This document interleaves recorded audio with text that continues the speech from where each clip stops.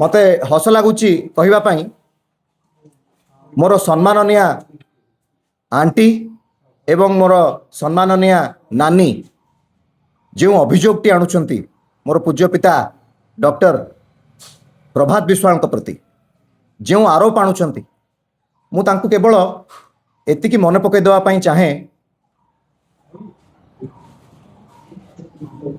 कटक सदर कथा कहतु चौद्वार कटक कथा कहतु 6 थर जनता जनार्दन जनता ही भगवान 6 थर डॉक्टर प्रभात विश्वाल को से माने भोट देछंती। मु 2 थर विधायक बोली केबे माने नहीं। आज भी डॉक्टर प्रभात विश्वाल मो पई विधायक मु सही हिसाब रे तांको सदा सर्वदा ग्रहण करिछि। आज जहाँ भी मु तांकर कठिन परिश्रम तांकर निष्ठा जोथि पाई कि आज ए पवित्र गृह विधानसभा को मु जाई परछि कारण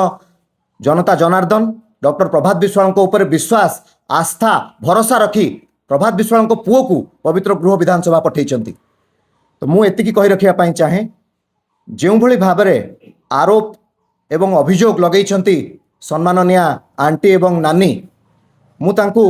एतिकी कहि रखिया पाई चाहे मोर पूज्य पिता डॉक्टर प्रभात विश्वाल पाखापाखि 36 यूनियन रे 36 संघ रे अक्रॉस द स्टेट सारा राज्य रे आज नुह विगत 3 दशंधि अधिक 30 वर्ष ऊर्ध मुख्य सचेतक भाव में मुख्य उपदेष्टा भाव में एवं सभापति भाव में तांकर कार्य करि आसुछंती सारा राज्यव्यापी ता सहित 6 थर कटक सदर तथा चौद्वार कटक जनता जनसाधारण माने तांको बाछिचंती। तो एथुरु जो माने ए आरोपटी आणुचंती जो माने कहउचंती मानसिक अस्थिरता रही जो माने चोर बोली आक्षेप करुचंती जो माने कहउचंती कि पैसा नहीं जाइचंती घोड़ा व्यापार रे शामिल होइचंती जो माने कहउचंती।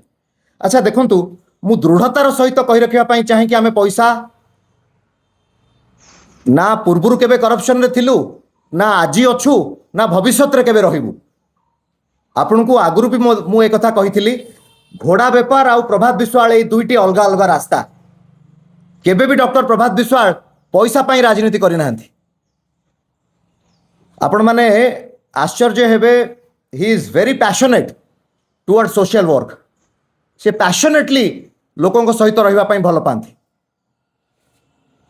तो ये जो भली अभियोग आणुचंती ये जो आरोप लगाउचंती तो मु आपणक माध्यम रे तांको मध्यम प्रश्न करिया पई चाहे दुख लागुची कष्ट लागुची जदि तांको घरे तांको निज बड़ भाई तांको घरे जदि तांको निज बड़ भाई प्रभात विश्वाल हितांते जदि तांको बड़ भाई को किए जणे मिछ केस रे फसई देई थांता ताले तांको आज केमती लागु थांता। आज जो भली भाव रे आमे कष्ट रे अछु आमे दुख रे अछु से सही दुख एवं कष्ट रे थांते ना आउ जदि बाहरु किए जणे तांको ऊपर तांको भाई को ऊपर एई भली मिथ्या आरोप एवं अभियोग लगाते तांको केमती लागि थांता। आउ समय भी आसीबो से जो भली भाव रे अंटा भिड़ी बाहर को आसीचंती एवं तांको जो माने ए कथा कहिबा पई बाध्य करूचंती परवर्ती समय रे